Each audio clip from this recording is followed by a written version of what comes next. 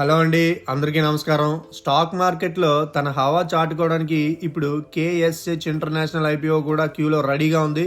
ఈ వీడియోలో మనం కేఎస్హెచ్ International IPO dates, price band, lot size, company business, financials like revenue, profits, margins, positives, risks and ఫైనల్గా apply చేయాలా లేదా స్కిప్ చేయాలా అన్నీ సింపుల్గా చూసేద్దాం. Welcome to Gopi vlogs. నేను మీ గోపి.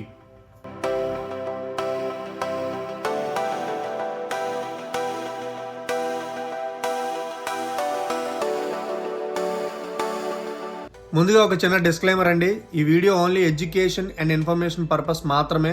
ఇన్వెస్ట్ చేయమని లేదా చేయొద్దని అడ్వైజర్ అయితే కాదు. ఓకే, ఇప్పుడు కేఎస్హెచ్ ఇంటర్నేషనల్ ఐపీఓ బేసిక్ డీటెయిల్స్ చూసేద్దాం. కంపెనీ నేమ్ వచ్చి కేఎస్హెచ్ international limited. Business sector magnet winding wire manufacturing, copper and aluminium insulated wires, continuously transported conductors CTC లాంటి ప్రోడక్ట్స్ని యూజ్ చేస్తుంది. ఇది వచ్చి మనకి 16th December 2025 ఓపెన్ అవుతుందండి. 18th December 2025 క్లోజ్ అవుతుంది. అంటే 16th మార్నింగ్ మార్కెట్ ఓపెన్ అయిన దగ్గర నుంచి 18th ఈవినింగ్ మార్కెట్ క్లోజ్ అయినంత వరకు మీరు ఎప్పుడైనా సరే అప్లై చేసుకోవచ్చు.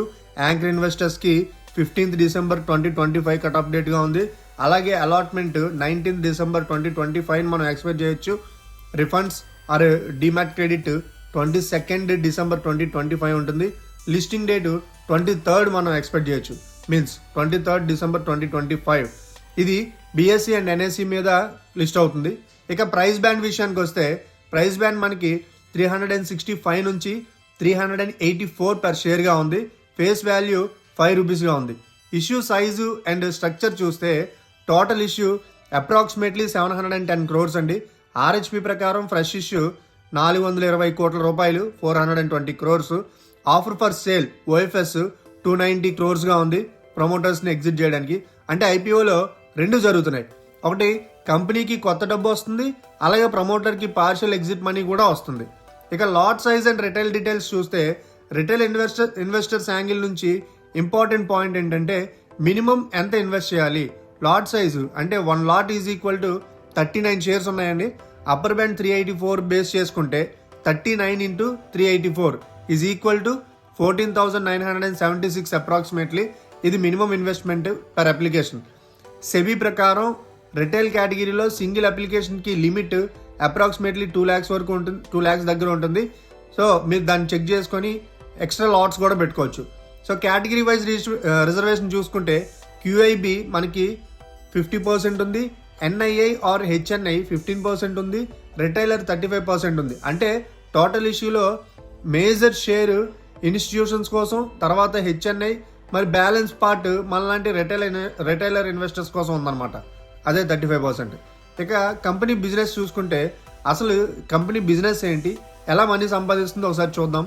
కేఎస్హెచ్ ఇంటర్నేషనల్ సంస్థ ప్రోడక్ట్ కెపాసిటీ బేస్ ప్రకారం ఇండియాలో 3rd largest magnet winding wire manufacturer and largest exporter from India in this segment by exporting revenue 2024.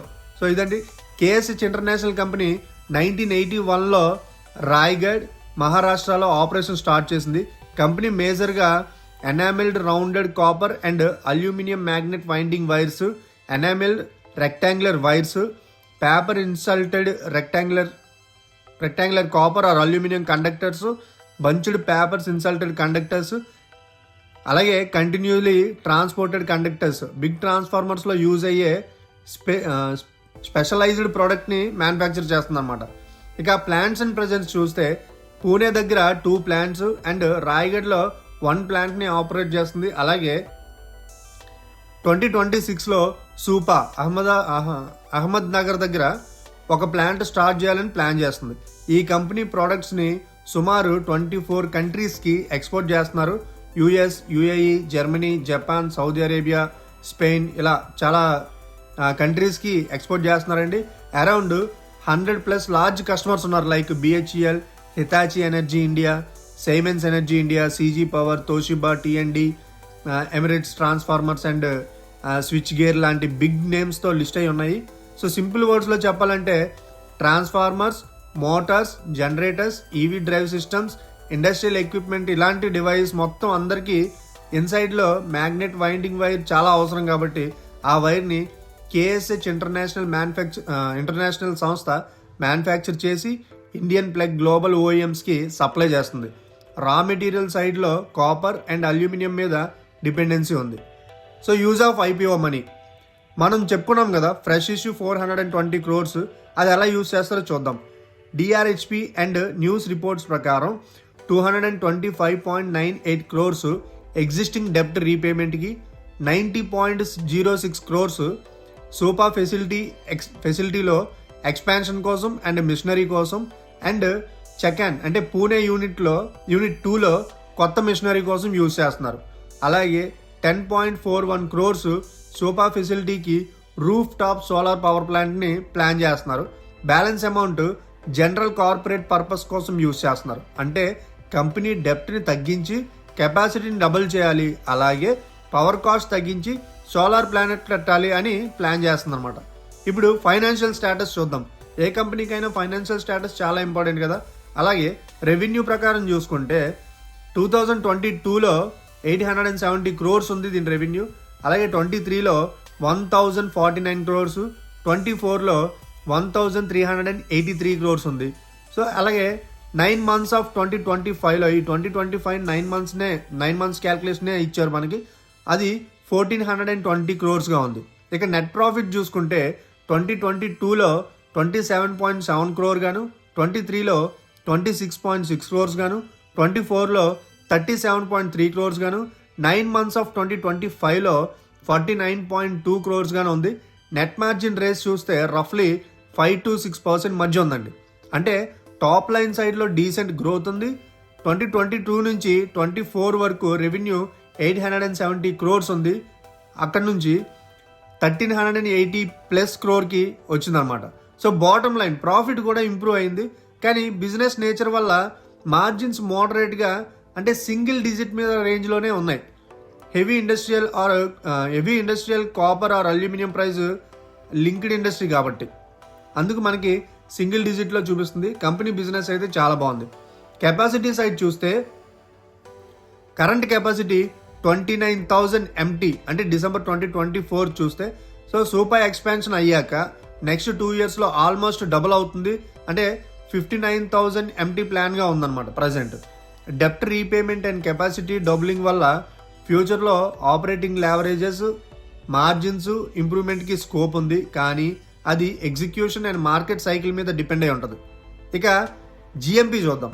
Latest popular GMP tracking sites చూస్తే కేఎస్హెచ్ ఇంటర్నేషనల్ జిఎంపి ఇప్పటికీ స్టార్ట్ అవ్వలేదు. కాబట్టి జిఎంపి విషయంలో మనం ఒక కన్క్లూజన్కి రాలేం. జిఎంపి అఫీషియల్ డేటా కాదు, సెంటిమెంట్ ఇండికేటర్ మాత్రమే.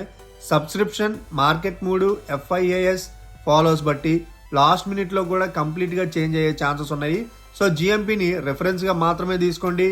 Decision ఎంటైర్గా fundamentals and risk portfolio base చేసుకొని మాత్రమే తీసుకోండి. ఇక కేఎస్హెచ్ ఇంటర్నేషనల్ ఐపీఓలో పాజిటివ్స్ చూద్దాం. పాజిటివ్స్ ఏంటంటే టాప్ 3 మ్యానుఫ్యాక్చర్స్లో కేఎస్హెచ్ ఒకటి. మ్యాగ్నెట్ వైండింగ్ వైర్స్లో ఇండియాలో లీడింగ్ ప్లేయర్. 2024లో కెపాసిటీ బట్టి చూసుకుంటే 3rd largest manufacture, largest exporter from India. Strong global footprint ఉంది, డైవర్సిఫైడ్ ప్రోడక్ట్ పోర్ట్ఫోలియో ఉంది. అలాగే copper plus aluminium, round plus rectangle, CTC, specialised paper etcetera, power, renewables, railways, automotive, industrial household అప్లయన్సెస్లో ఉంది.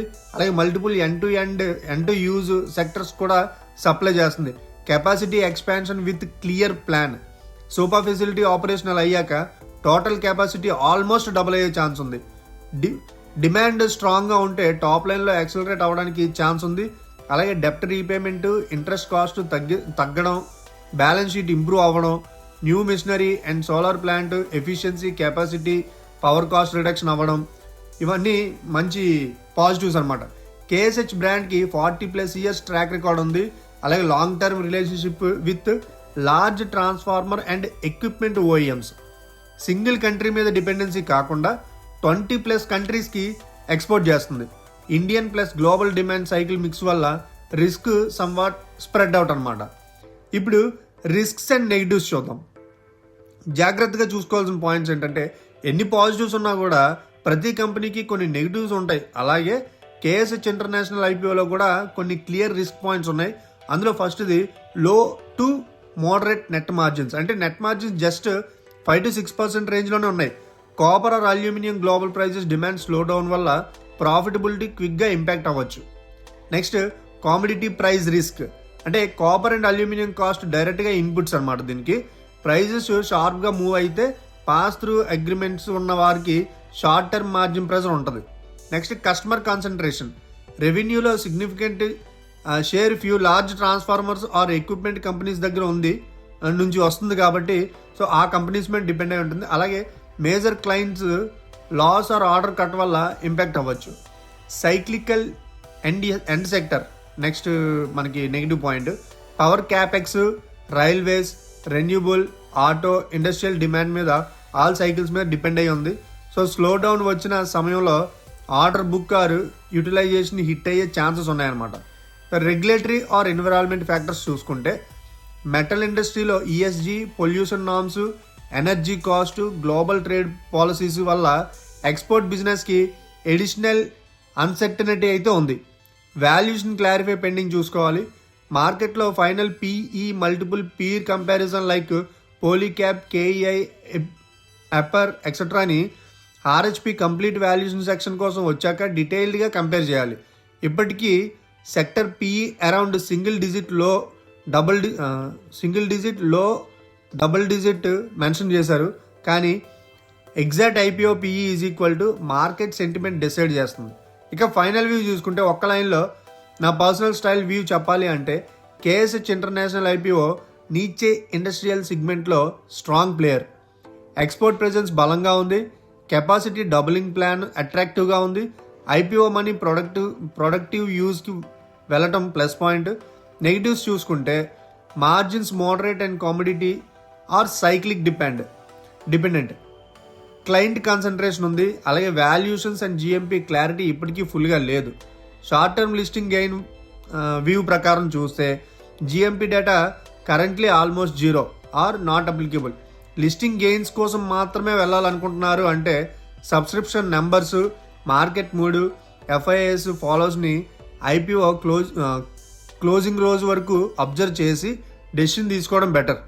అలాగే long term investors అయితే ఇండియాలో electrification, renewable energies, railways, industrial capex, EV adoption అన్నీ కూడా transformers, motors, generators demand drive చేస్తాయి కాబట్టి, అలాగే ఈ ఎకోసిస్టంలో మ్యాగ్నెట్, వైండింగ్ వైర్ ప్లేయర్స్కి లాంగ్ టర్మ్ స్ట్రక్చరల్ స్టోరీ ఉంది కాబట్టి ఆ క్యాల్కులేషన్స్ మీద బిలీఫ్ ఉంటే మీరు ఇన్వెస్ట్ చేయొచ్చు.